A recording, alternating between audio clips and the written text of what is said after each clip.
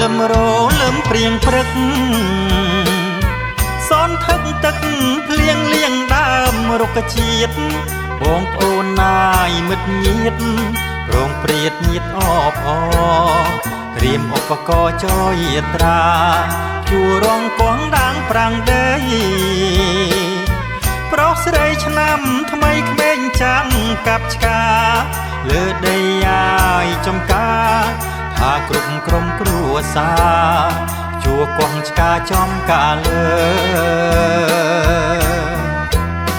ត្រៀមពូជដំណាំដាំដង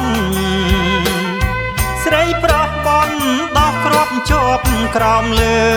ឃើញស្រីអាយជំទើវ័យស្ទើដូចកូនព្រះអិនទឹកមុខមិនដែលស្រពោនមុខអូនមុខដូចមុខប្រាំងហើយកឋិនកូនកាត់ណាយខ្មែរចិនប្រសិនមិនប្រកាន់ត្រូវប៉ាន់បាច់មាច់តែម្ដងរៀងតូចដូចនាងទាវស្រីក្មេងវ័យប្រណីក្តីស្នេហ៍ពីបងបំរើងាយនួនល្អងបងជួយភ្ជួរដាំដំណាំសុខចិត្តនៅចំកាលើជុំតើកុំរើចិត្តឲ្យប្រេះស្រាំធ្វើកាក់ងាយសេកម្មខែឆ្នាំចាំណាស្រីគោក្របីបងអ្នកគ្រាខ្ញុំសុំពឹងនឹងចាស់ទុំសួរមុំជួបជុំមុំពេលរសៀលចំការងាយលើវាពីពេលទទួលបងផងស្នេហ៍ស្រីដីចំការលើជុំតើគ្រប់វ័យសិនទៅស្នេហ៍ស្នងរៀនចប់ម៉ាយតែម្ដងបងអូនរៀបការណាម្ចាស់ស្នេហាចំការលើ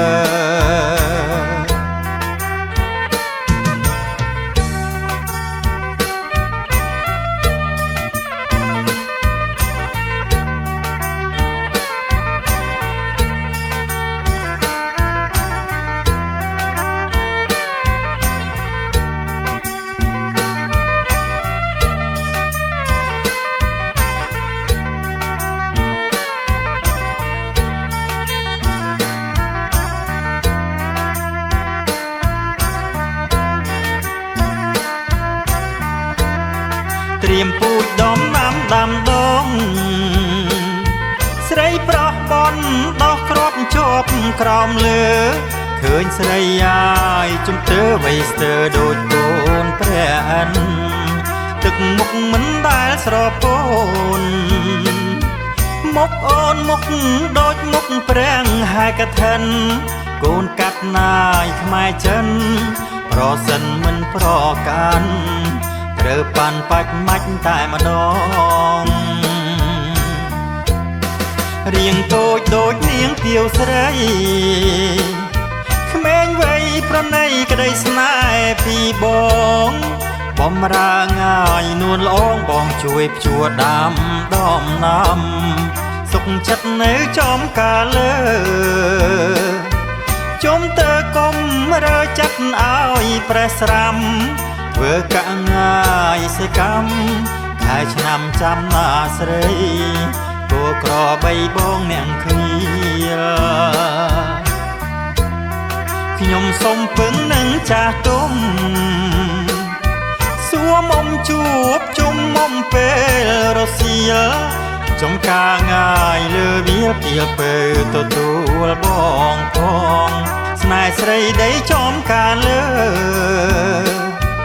ជុំតើគ្រប់វ័យសិនទៅស្នេហ៍ស្នងរៀនចប់ម៉ាយតែម្ដងបងអូនរៀបការណា